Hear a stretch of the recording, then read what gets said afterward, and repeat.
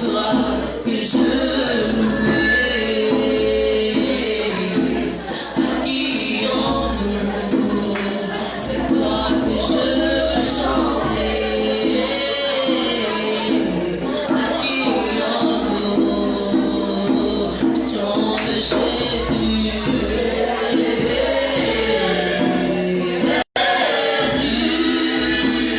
Tu as des paroles de vie.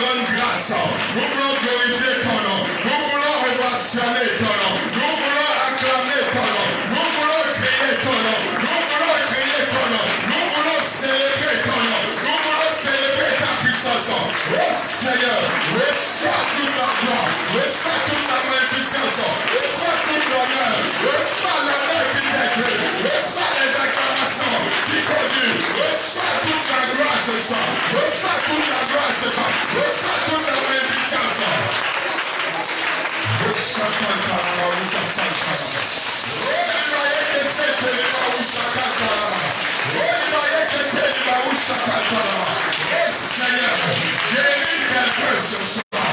Guéris encore un frère ce soir. Guéris encore une soeur ce soir.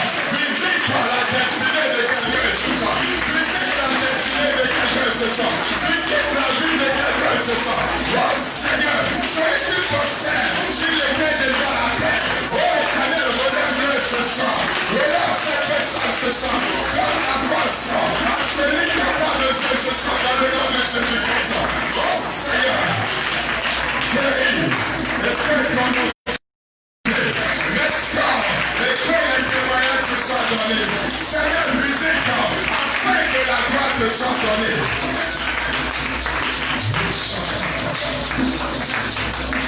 C'est dans le nom de Jésus-Christ nous avons. C'est dans le nom de Jésus-Christ nous avons prié. Amen. Qui est convaincu ce soir que le Seigneur fera quelque chose dans sa vie? Qui est convaincu ce soir que le Seigneur le guérira ce soir? Qui est convaincu que la main de l'Éternel va agir dans sa vie ce soir? Si tu es convaincu, fais du bruit, je veux voir. Fais du bruit, je veux voir. Fais du bruit à l'Éternel. Fais du bruit au Saint-Esprit. Amen. Je vous salue dans le précieux nom du Seigneur Jésus-Christ. À notre deuxième soirée de guérison et de restauration. Et avant que tu ne puisses t'asseoir, je vais te demander d'ovationner le nom de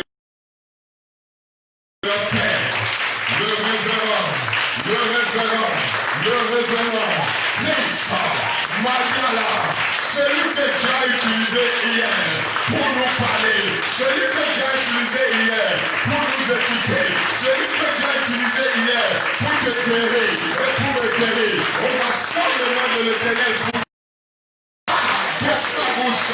L'Éternel a fait quelque chose dans ta vie hier. De sa bouche, l'Éternel t'a visité hier. On va sortir l'Éternel en signe de reconnaissance ce soir. Amen. Information rapidement. Amen. Ne ratez aucune part durant ces 4 jours. Amen. Je vous assure, ce que l'Éternel va faire, ça va dépasser votre compréhension. Amen. Vous savez, depuis le matin, moi je suis en joie. Parce que après la séance d'hier, j'étais rentré en joie. Je me suis réveillé avec des chansons de louange dans la bouche. Amen. Ah, quelqu'un n'a pas compris. Amen.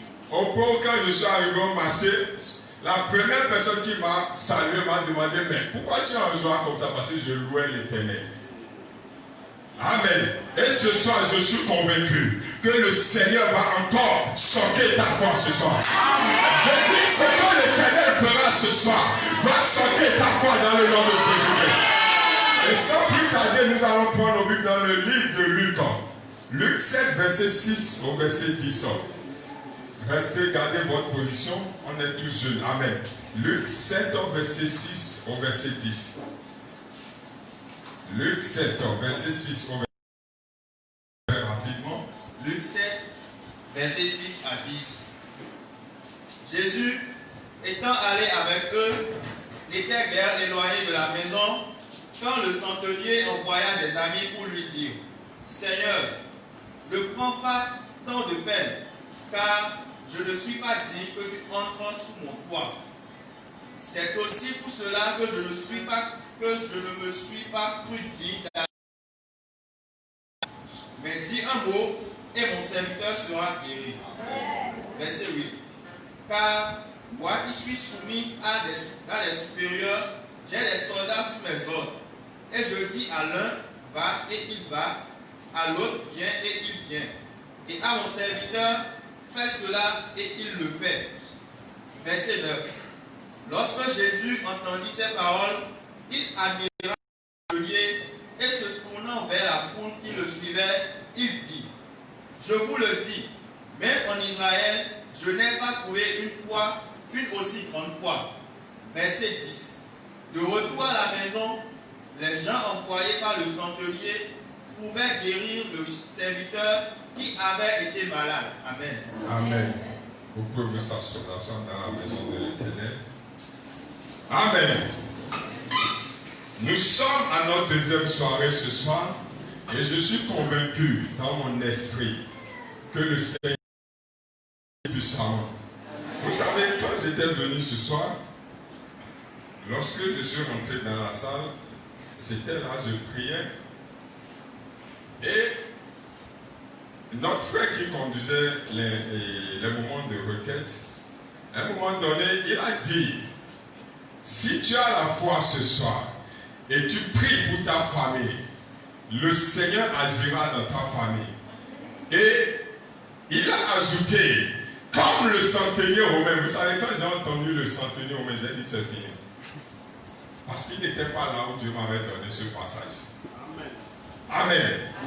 Et ce soir, bien-aimé, si ta foi est petite pour déclencher ta guérison, la foi de ton frère va agir dans ta vie. Amen. Pourquoi? Parce que, bien-aimé, le passage que nous venons de lire, bien-aimé, la Bible dit qu'il y avait eu un serviteur romain. Amen.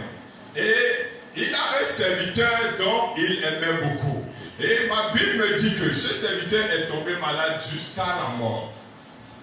Mais comme l'homme appréciait son serviteur, comme l'homme aimait son serviteur, la Bible dit qu'il a envoyé quelques personnes à la rencontre de Jésus afin de demander quoi? La faveur du Seigneur Jésus à venir guérir son serviteur. Amen. Et ce soir, bien-aimé, ta foi non seulement recevra ta guérison, mais doit aider ton frère, ta soeur à recevoir sa guérison. Amen. Bien-aimé, si ta foi, la foi que nous avons en Christ Jésus, t'amène seulement à avoir des miracles, bien-aimé, et ne peut pas agir dans la vie de ton frère, il y a un souci. Amen. Et ce soir, la foi de chaque personne va monter de niveau. Amen. Parce que, bien-aimé, tu es dans une société où les païens ont besoin de toi. Vrai ou faux? Tu es dans une famille où ta mère, ton père a besoin de toi. Mais si tu n'as pas la foi pour pouvoir parler à l'Éternel afin que ce que ton père veut puisse s'accomplir, bien-aimé, il y a encore un problème. Toi, bien-aimé, personne ne sortira d'ici sans son miracle. Amen. Je dis personne ne sortira ici sans la visitation de l'Éternel. Pourquoi? Parce que le centenier romain bien-aimé n'a pas la foi en Christ Jésus. Mais il a compris une chose. Il a dit, si j'invoque cette personne, la grâce qui coule en cette personne est capable de guérir mon serviteur. Bien-aimé, la foi de ce soir n'a pas besoin de tes jours de jeûne. Amen. Tu peux faire 1000 jours de jeûne, bien-aimé, on s'en fout. Mais ce soir, c'est la grâce sous laquelle tu es qui agira ce soir. Tu peux être nul dans la présence de l'Éternel. Mais ce soir, si tu comprends ce que je dis, tu auras ton miracle. Car le centenier romain n'avait pas jeûné, il n'avait pas prié, il n'avait pas reçu le baptême, il n'avait pas reçu le Seigneur Jésus. Mais son serviteur a été guéri. Pourquoi? Parce qu'il a rencontré la grâce. Bien-aimé, celui qui rencontre la grâce, bien-aimé, reçoit toujours la visitation de l'Éternel. Le malade qui rencontre la grâce de l'Éternel reçoit toujours la guérison. Amen. La Bible dit qu'il y a un jour, le Seigneur Jésus était d'enseigner. Et il y avait un homme malade qui était paralysé. Et la Bible dit que quand ses amis l'ont regardé, ses amis ont regardé sa santé, ses amis ont regardé ce qu'il était en train de traverser. On ne peut pas avoir une telle personne dans notre contrée et on va laisser notre ami mourir. Et ma Bible dit qu'ils se sont réunis, ils ont pris ce paralytique avec son lit. Hey my God. Et ils sont allés à la rencontre du Seigneur Jésus. Mais quelque chose va se passer. Il y a eu obstacle. Dis obstacle. Bien-aimé, la foi de ce soir, bien-aimé, ne peut s'arrêter devant aucun obstacle. Je dis la foi de ce soir, aucune barrière, aucune limitation ne peut l'empêcher d'agir dans ta vie ce soir. Parce que la Bible dit que lorsque ces personnes sont venues, ils ont constaté qu'il y avait eu tellement de foule qu'il n'y avait plus de passage. Mais la foi qui animait ces personnes dépassait l'entendement de l'homme. Et ma Bible me dit qu'ils se sont concertés, ils ont regardé, ils ont réfléchi. Il n'y a pas le chemin, mais nous-mêmes nous pouvons passer le chemin. Bien-aimé, ta foi doit agir ce soir. Et la Bible dit qu'ils ont décidé d'enlever le toit de la maison. Imaginez la personne qui est déjà malade, paralytique. Amen. Je ne sais pas si c'est les deux pieds qui étaient cassés ou si c'est avec les deux bras. Amen. Mais la Bible dit qu'ils ont enlevé le toit et ils ont jeté le malade avec le lit par là. Qui est en train de comprendre ce que je dis? Je dis qui est en train de comprendre ce que je dis? Ce soir, bien aimé, ton intelligence doit être stérile afin que la foi agisse. Je dis ton intelligence doit être stérile en ce moment afin que la foi de l'Éternel agisse dans ta vie. Parce que si tu m'écoutes avec ton intelligence, bien aimé, tu ne pourras pas saisir la parole. La Bible dit que le malade a été jeté avec le lit, mais il n'a rien eu, au contraire, il s'est levé sur ses pieds. Imaginez cette foi. Bien aimé, tu ne peux pas venir à ce programme et ne peut pas recevoir la guérison.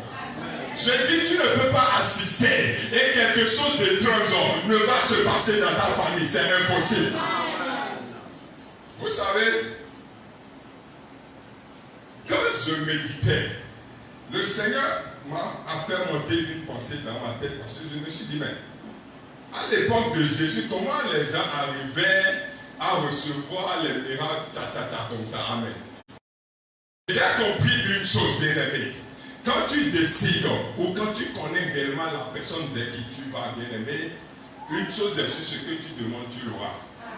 Beaucoup de chrétiens aujourd'hui avancent vers le Seigneur, mais ils ne savent pas de quoi le Seigneur est capable.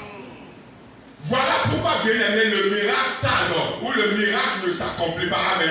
Le centenier romain n'a pas regardé à sa situation parce qu'il connaît une chose. Il n'est pas digne d'aller dans la présence de l'Éternel, mais il a une foi, c'est-à-dire, il suffit que le Seigneur Jésus libère une parole et son serviteur sera guéri. Amen. Qu'est-ce que tu dis quand tu viens dans la présence de Dieu? Amen. Qu'est-ce que tu dis? Ou avec quelle pensée tu viens dans la présence de Dieu? Est-ce dans la présence de Dieu pour que le Seigneur te visite, toi-même tu traces le chemin? Hey.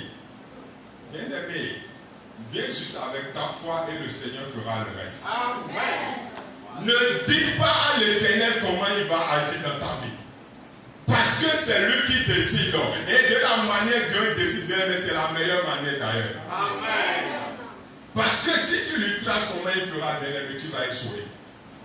Et ma Bible me dit que lorsque Jésus a décidé d'accompagner les gens que le centenier avait envoyés, la Bible dit qu'à quelques mètres de la maison, il n'est même pas encore arrivé dans la maison du centenier. Quand le centenier à sa rencontre, la Bible dit que le centenier dit à Jésus qu'il n'est pas digne de recevoir le maître dans sa maison, mais seulement lui veut juste une parole pour son serviteur.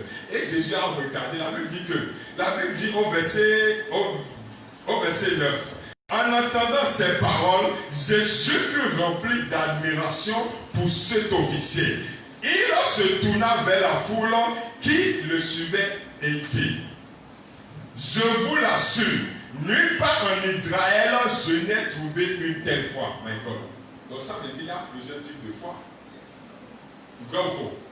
Ça veut dire que nous avons reçu tous le Seigneur Jésus-Christ, mais il y a foi dans foi. Voilà pourquoi Jésus a dit, depuis que je suis venu, depuis que je fais des miracles, depuis que je guéris, depuis que toutes ces personnes qui ont eu le miracle, personne d'entre eux n'a jamais manifesté cette foi. Qui manifeste cette foi. Bien-aimé, tu viens à l'église avec quelle foi? Quand tu as ton problème, tu viens dans la présence de l'Éternel avec quelle foi? Parce que, bien-aimé, quand la Bible dit que rien n'est impossible à celui qui croit, bien-aimé, je vous assure, si Dieu peut réellement nous amener à comprendre la profondeur de cette parole, bien-aimé, la seule personne qui peut nous empêcher, c'est Dieu même. Tout ce que le chrétien voudra, il aura. Pourquoi? Parce que, bien aimé, Dieu est fidèle pour veiller sa parole. Et Dieu est fidèle pour accomplir sa parole. Et c'est lui-même qui a dit, rien n'est impossible. Rien n'est impossible à celui qui croit. Amen. Quand Dieu dit rien n'est impossible à celui qui croit, Dieu n'a pas dit que le chrétien n'a qu'à mener une vie de n'importe quoi pour venir croire. Non.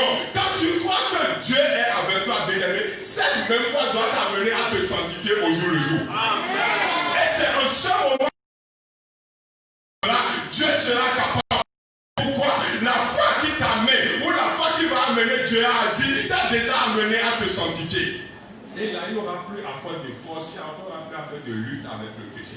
Bien-aimé, lorsque nous vivons volontairement, avec le Saint-Esprit que nous avons bien, nous décidons de pécher. Il ne faut pas se le répéter. On est tous jeunes ici. Amen. De la même façon que tu cours, ou de la même façon que je cours derrière la visitation de l'Éternel bien-aimé, quand je vais courir de cette même façon, dans la profondeur de la parole de Dieu, tu vas constater que les choses que tu luttais, les choses que tu menais des efforts pour pouvoir combattre bien-aimé, te sera facile. Amen. Pourquoi? Parce que tu es en train de faire un travail qui annule ces choses dans ta vie. Amen. Qui me comprend ce soir? Si tu es là, acclame le nom du Seigneur.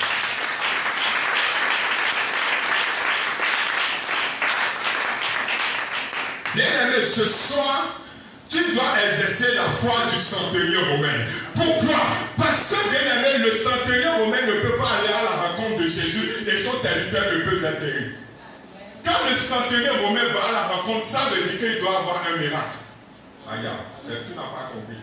Je dis, quand le centenier romain part à la rencontre du Seigneur Jésus, son serviteur doit recevoir la guérison. Regarde, vraiment, Dieu faut nous aider.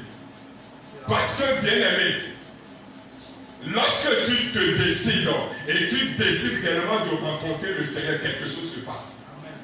La femme qui avait la paix de sang, bien-aimé, elle n'a pas regardé ce que les gens vont dire. Elle n'a pas regardé ce que sa famille était en train de dire. Elle n'a pas regardé les ordonnances.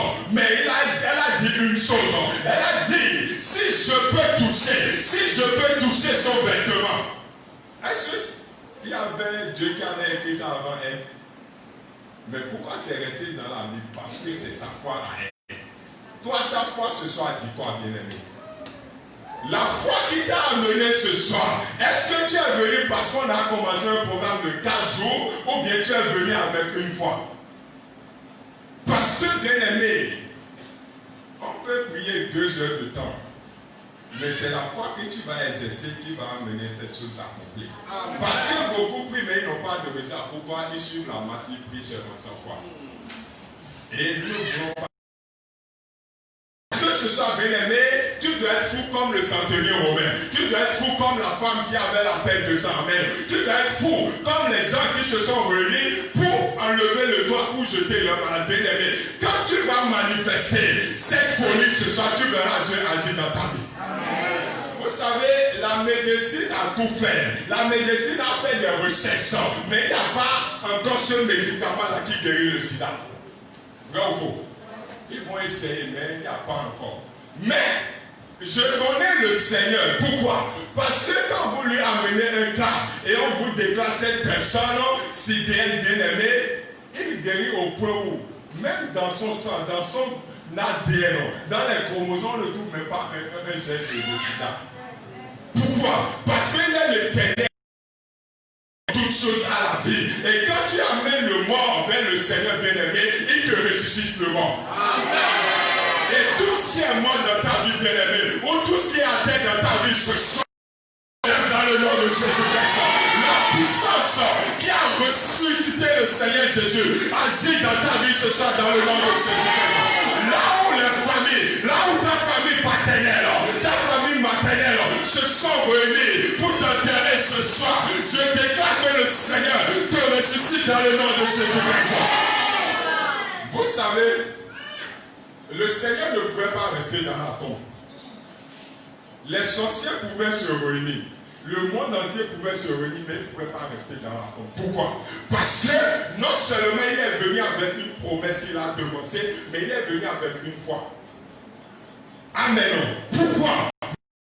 Il avait la capacité d'annoncer avant sa mort, sa résurrection. Et quand il est parti dans la tombe bien-aimée, quel que soit ce qui allait se passer, il allait sortir. Pourquoi? Parce que ce n'était plus lui qui voulait faire la chose, mais c'était la foi qu'il avait déjà manifestée. Bien-aimé, certaines personnes reçoivent leur visitation des jours, des mois plus tard. C'est vrai, c'est Dieu qui décide, mais quand ta foi est violente, bien-aimé, Dieu agit. Le prophète le plus dangereux, bon, c'est moi qui l'appelle comme ça, le plus dangereux de l'ancienne alliance, le prophète Esaïe, amen. La Bible dit que Dieu l'a parlé clair, il ne rate pas sa prophétie. Mais la Bible dit que Dieu lui a dit, va aller annoncer la mort du roi Ézéchias, amen.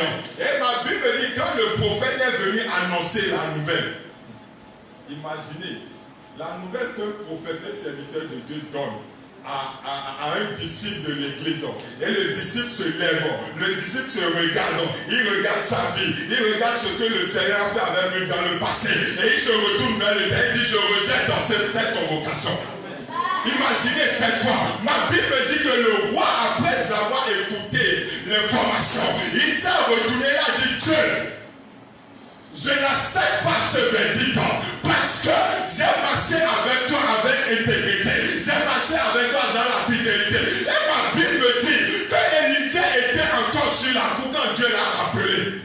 Et Dieu a dit, retourne, on va dire au roi, je t'accorde non seulement la guérison, mais je t'ajoute 15 ans de vie. Imaginez cette fois, le roi n'avait pas le Saint-Esprit comme aujourd'hui. Le roi n'était pas sous la grâce, mais parce qu'il a compris quelque chose. Quand ta marche est droite devant le Seigneur, tu es capable de demander tout ce que tu veux. Quand tu marches dans la vérité, quand tu marches dans la droiture bien-aimée, ce que tu demanderas sera la volonté de Dieu. En ce moment, tu ne jeûnes plus. En ce moment, tu ne pries plus. Parce que, bien-aimé, ta marche avec le Seigneur était déjà droit. Tu es obligé de rentrer dans sa tête. Bien-aimé, ce soir, ce que le Seigneur fera dans ta vie, bien-aimé, tu vas le témoigner aujourd'hui. Tu vas le témoigner demain. Tu vas le témoigner après-demain. Tu vas le témoigner après-demain. Tu vas le témoigner. Tes enfants, les générations qui avec toi, témoigneront cette chose. Bien-aimé, le temps est favorable pour que Dieu agisse. Le temps est favorable pour que les choses bougent. Le temps est favorable pour que les choses décollent. Le temps est favorable pour que la gloire de Dieu s'appelle. Le temps est favorable pour que cette nation bouge. Le temps est favorable pour que ta famille reçoive le Seigneur. Le temps est favorable pour que la jeunesse bénisse. Bien-aimé, arrête de te limiter. Arrête de regarder à ta vie.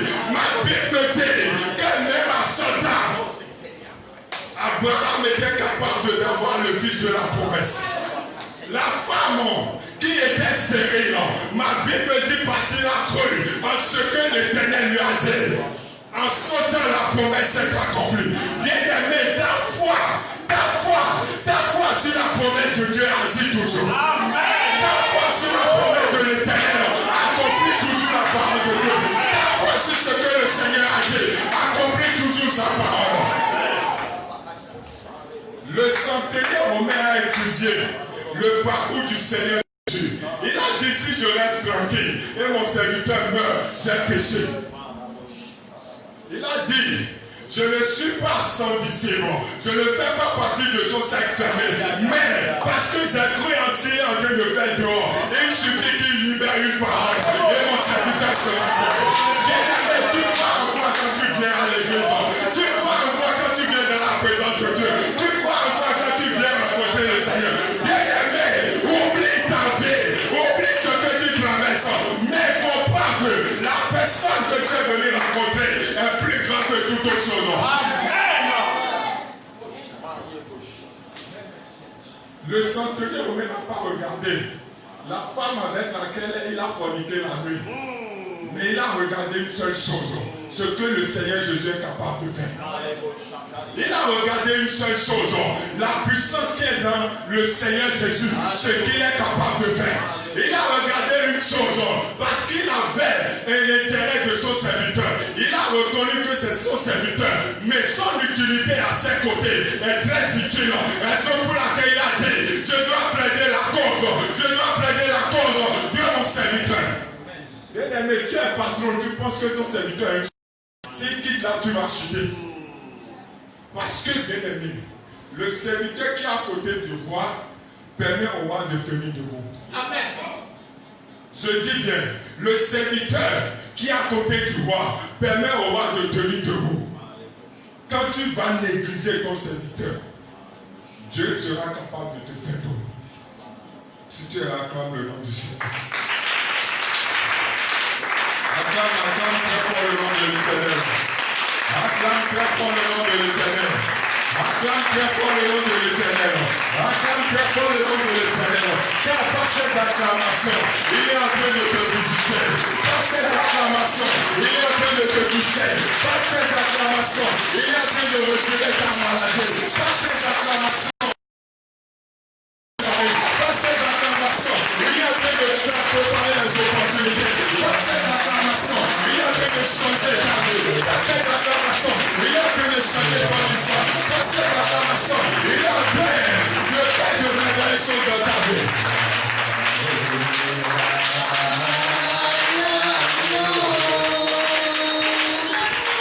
Je donne gloire.